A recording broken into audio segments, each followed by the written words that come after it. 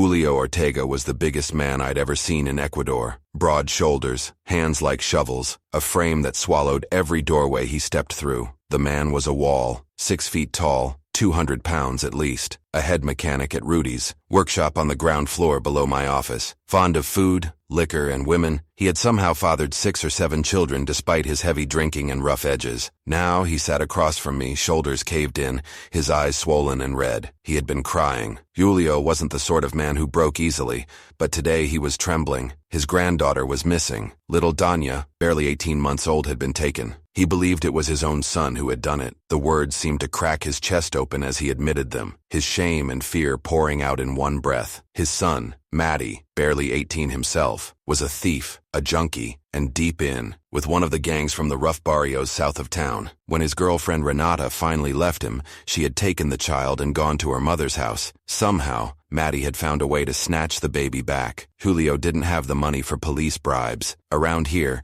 a missing child didn't move unless money changed hands. His wages disappeared quickly between his drinking, his wives, and the children who trailed after him. All he could do was show me a plastic bag of crumpled bills and coins, grease-stained from the workshop, and beg me to help. I looked at the photograph he slid across my desk. A little girl, almond eyes bright, black hair curling, smiling wide at the camera. My stomach dropped. Every part of me wanted to push the photo back, tell him this was beyond my reach, that I wasn't the man for this kind of work. But I also knew he had no one else. No one would take the job for free. So I stood, tucked the photo into my pocket, and told him I would find her. He threw his arms around me in relief, like I had just scored the winning goal in some final match. Before leaving, he gave me everything he knew about Matty, the boy's age, the gang, the district he haunted. But when I asked why Julio didn't go himself, he shook his head. He hadn't spoken to Matty in 6 months. If he did find him, he confessed, he might kill him. I locked my office and caught a bus out to Chilcambamba, 5 kilometers from the city center. The place felt cut off from the world. Muddy streets, scattered houses standing among small fields, chickens scratching in the dirt, stray dogs snapping at my heels before losing interest. By sunset, I reached Renata's home. She lived with her parents now, in a tall 2-story house like so many in the district, the lower floor freshly painted white, the upper walls still bare brick, the windows waiting for glass. Her father answered the door with a carpenter's square slung over his shoulder. One look at his rough hands and the smell of sawdust in the air, and I knew the man built his living out of wood. He nodded me inside and disappeared into his workshop. The house was simple, tidy, decorated with family photos and wooden furniture, clearly crafted by her father's hands. Something savory simmered in a pot on the stove, filling the rooms with warmth. Yet beneath the neatness, there was a weight, an unspoken sadness hanging in the air. Renata and her mother sat together at the kitchen table. The mother, Janet, was too young to worry about being a grandmother. Renata herself looked like her. Dark, almond eyes, thick black hair, high cheeks, but she was hardly more than a child herself. 17, she told me, which meant when she became pregnant, she was only 14, Matty 16. She explained between tears how she had endured Matty's descent, how he began with selling food and candy at school, then slid into drugs, first dealing,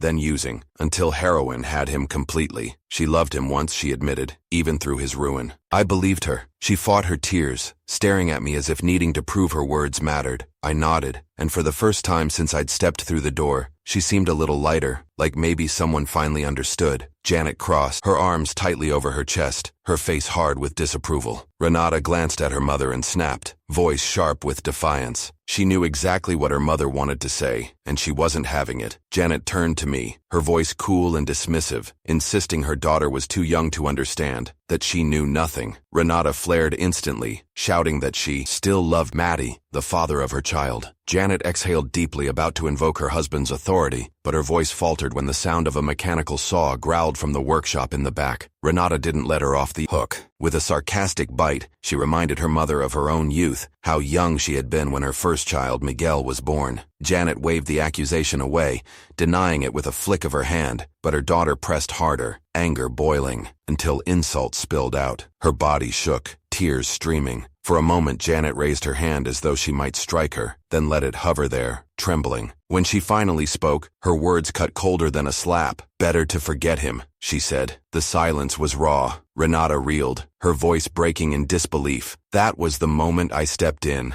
I'd grown up with a mother and sister who fought like this after my father's death. I knew what unchecked rage between women could turn into, and I knew the only way to stop it was to throw a bigger shadow in the room, a common enemy to unite against. This time, that enemy was me. I snapped at Renata, telling her she owed her mother at least some respect. The reaction was instant. Renata shot to her feet, bristling, while Janet lowered her raised hand and looked at it as though it belonged to someone else. Janet rounded on me, furious. I had no right to speak to her daughter that way, she warned. This wasn't my fight. Fine, I told them. Then let's stop circling the real fight. The question was simple. Did they want Danya back or not? Janet answered first, firm and cold. Yes. Renata nodded frantically, almost hysterically, but their faces betrayed different truths. Renata's eyes were pools of fear and despair. Janet's eyes carried nothing but calculation and detachment. Renata repeated again that she loved Maddie, almost pleading as though saying it out loud could make it real. But then her voice cracked into confession. She had fled because of her daughter. Fear had driven her here. At first, Maddie hadn't known where they'd gone. For a while, she thought they were safe. Then one day, he appeared. He claimed he only wanted to see his daughter. He came soft, gentle, even polite. But soon his mask slipped. The temper broke through, and the visit turned violent. Their fight ended with him carrying Danya out of the house, buckling her into a gray car. Renata thought it was an old Hyundai. She didn't know much about cars, only that he hadn't owned one before. She had called the police. At first, they gave her sympathy, but their faces soured quickly, bored with her grief. They asked Janet if the two had ever married. She said, no, but on the child's birth record, Maddie's name was there, and that was enough. A shrug from the officer had closed the matter. If he was the father, then he had as much right to the child as the mother. When I pressed them for a recent photo, Renata admitted she had none. Everything new was still at her old home. All they could give me was an old picture from 3 years back, a boy in his school football uniform, smiling shyly with braces and cropped hair. That was the face of Matty Ortega, the last time anyone had seen him clearly. But 3 years is a lifetime for a boy on the streets. I asked if she could give me something else, some mark or habit, anything to help me recognize him now. Renata's description painted a clear picture. Tall but thin, cropped hair, and a scar running 2 inches down his right cheek. Faded now, but impossible to ignore. That was Maddie. I asked for the photo, and Janet passed it over, her eyes refusing to meet mine. Her silence weighed heavier than words. Anger, simmering beneath the surface. She rose abruptly, moved to the stove, and stirred the pot with sharp, restless motions. Any attempt to ease the tension would have been wasted.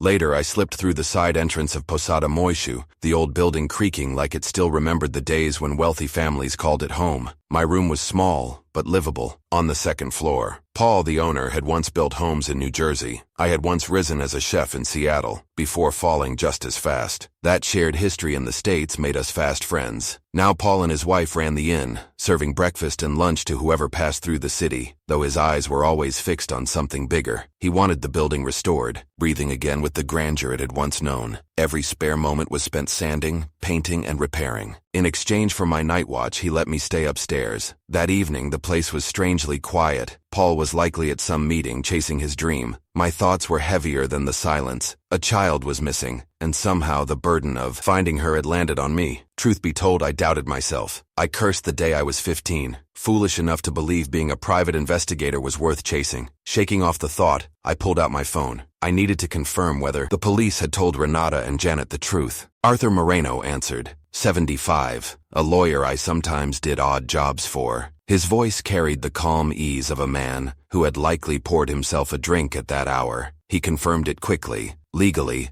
Maddie had as much right to his daughter as Renata did. Fitness of character only mattered if someone took it to court, and the court required money that Renata didn't have. Arthur promised to connect me with organizations that could help if Renata was willing to take that path. That night I didn't drink, but sleep still escaped me. I lay in that ancient building surrounded by cracked walls and old wood, replaying every doubt, every unanswered question. Morning came with the clatter of pans and the smell of frying eggs from the kitchen downstairs. Paul and his wife were already at work. I had only just dozed off when the noise pulled me awake. I stayed in bed until almost 11. Breakfast was simple, eggs and 2 cups of coffee. Then I set off for Baños. Both Julio and Renata had warned me that Matty surrounded himself with the wrong kind of people. Back in the States, I'd never even heard such names spoken aloud, but here, bad people was a polite cover for drug dealers. Matty hadn't always been like this. Somewhere along the line, he had slipped into their world. Baños, in my memory, was a town known for its parties. I'd never joined them, but the reputation lingered. The bus rattled toward the valley and I scrolled through my contacts, searching for anyone with ties to that place, any thread that might lead me closer to Matty. When the bus stopped in the center, I was the only one to step off. The driver wasted no time, coughing black smoke into the square before roaring away, leaving me standing alone. It was hard to tell where the road ended and the plaza began. The stone square stretched wide, dominated by the looming twin towers of the Catholic Church. On three sides, the land fell away into the valley. To the south, a hill climbed sharply toward the sky. A drunk sprawled across the church steps, arms thrown open, as if waiting for some mercy that never came. Memories flickered, children poking at men like him with sticks until they stirred or shouted. I once watched a boy poke too long. That man never moved. We ran as if the devil himself were chasing us. I gave the drunk only a glance before turning to the east. Houses and small shops lined the street, separated by stretches of empty land. Beyond them, the fields opened wide, rolling into the distance, and somewhere in that distance, Matty's world was waiting. On the western side of the street, tall buildings stood shoulder to shoulder, some 2 floors, some 3. A string of nightclubs lined the way, their neon still muted under the daylight. The sun had broken through the clouds, throwing a sharp shine across the polished facades. I followed the route I'd been given,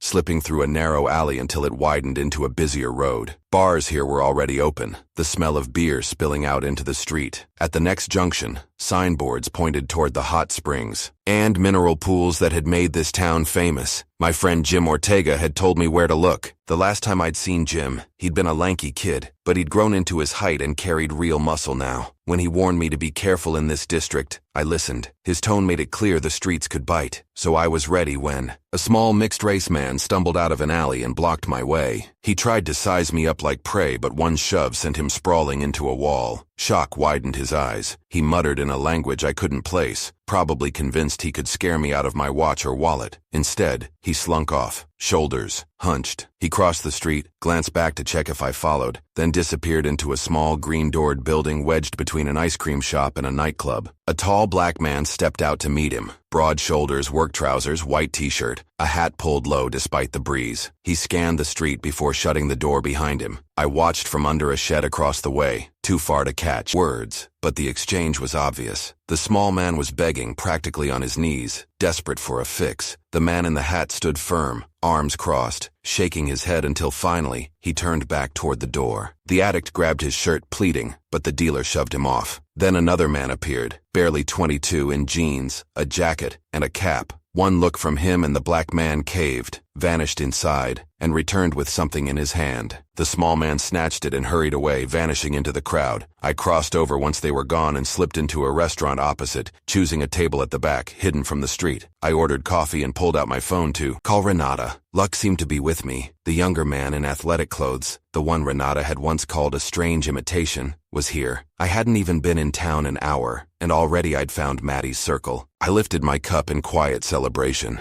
The restaurant stayed quiet, customers drifting in and out but never crowding the place. As the sun dipped low, the man with the red hat appeared again, hands in his pockets. He crossed the street, circled back, then slid into the restaurant, and sat at the table across from mine. He studied me, suspicion sharp in his eyes. Moments later, Matty himself entered. He hadn't changed much from that old photograph. Still the same face, though hardened now, scar clear on his cheek. He carried himself with the arrogance of someone used to commanding men older than himself. I introduced myself as a private investigator. He smirked at the title, asking what kind of work that even was. I told him plainly, people hire me to find what's lost. His father had hired me to find Danya. The mention of his father cut through his bravado. He admitted he hadn't even known the man was his father until he was 13. I pressed, asking if he had turned to crime because of that absence. For a moment his guard dropped, a flicker of real emotion crossing his face, but then it hardened. Again, he leaned back, nostrils flaring. Danya was with him, he said, and she was fine. I asked to see her. He refused. Julio had hired me to find her, I explained. I only wanted proof she was safe. His silence stretched, but before he could answer, the red hat companion broke it with a mocking laugh. Maddie pushed back from the table. Done with me. That's when another figure entered. A tall, middle-aged man in a gray suit, light blue shirt beneath it, scar across his face. He looked more Argentine than Ecuadorian, his accent giving him away. He tried to speak with Maddie but cut himself off when he noticed the number of people inside. I knew instantly why he was here. Janet's strange reaction to her granddaughter's abduction flashed in my mind. Her cold insistence that Renata forget. Now it made sense. This man wasn't here for drugs. He was here for the child. I followed him out, leaving Maddie and the red hat behind. He was quick, faster than I expected, but not fast enough to outrun me. When I shouted, "Police!" he staggered, hands on his hips, nearly collapsing. By the time I caught him, he was gasping, claiming I'd misunderstood. His name was Santiago Romero, from the Argentine city of Posadas near the Brazilian border. Sitting on a park bench, he spilled the truth. He and his wife had been ready to buy Danya from her father. He had a criminal record, which was why he hadn't gone through an agency. $15,000 had been arranged. Janet was the go-between. She would take the money, call Maddie, and the child would be handed over. My head spun.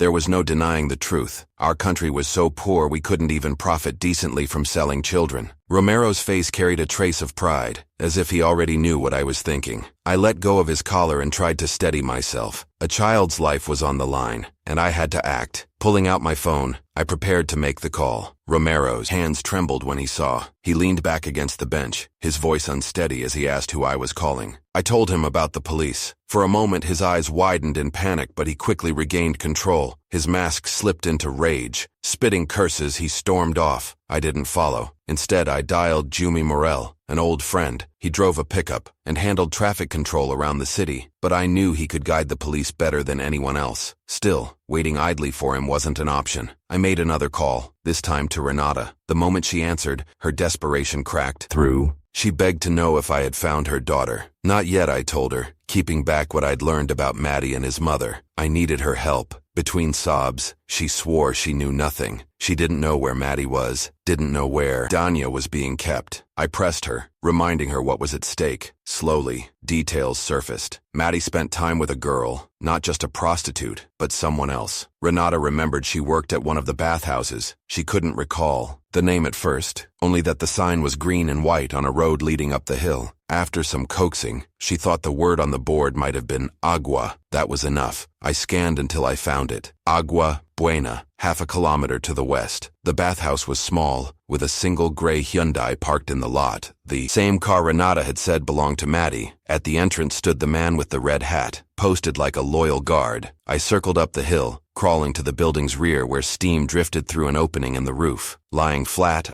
the place was deserted except for Maddie at the reception counter, leaning toward a young woman who looked more irritated than interested. Behind her, sitting in plain sight, was Danya. Dressed in white and pink, she played quietly, oblivious to the storm circling her. Relief hit me, but it soured when I noticed something else. The young woman was pregnant. A sick realization clawed at me. Maddie wasn't just dabbling in drugs. He had found a darker trade, turning young women into vessels for his profit. I slipped off the roof, crept to a rear door and found it unlocked. Closing it behind me, I edged along the wall toward the entrance. Through the glass, I saw the red hat guard smoking under a floodlight. The front door was chained and padlocked, ready to be sealed from outside. I ducked behind a stone pillar, watching carefully. That's when Maddie lifted Danya into a baby carrier. The sight told me everything. He was planning to move her. I lunged forward, snapping the chain across the handles and locking the door tight. The guard's shouts erupted outside, but he was trapped out there now. Danya began to cry when she saw me. I tried to calm her, but my eyes stayed on Maddie. The mask of arrogance he wore cracked, his face twisted, almost childlike, like he was about to break himself. For the first time, Danya looked at her father as if seeing him clearly, stepped closer, demanding he hand her over. I didn't care what became of him after, but Maddie clutched her tighter, retreating toward the edge of the courtyard. His eyes darted around, as if searching for an exit that didn't exist. The air thickened. For a moment, it felt as though the whole place held its breath. Danya's cries echoed against the walls, bouncing back at us like a chorus of ghosts. Maddie froze, his grip faltering as though the sound itself was breaking him apart. Then, suddenly, he loosened. Danya slipped from his arms and straight into mine. Her sobs quieted the second her face buried against my chest. I looked back at Maddie. He wasn't raging anymore. He was smiling, a strange, crooked smile that didn't reach his eyes. And then,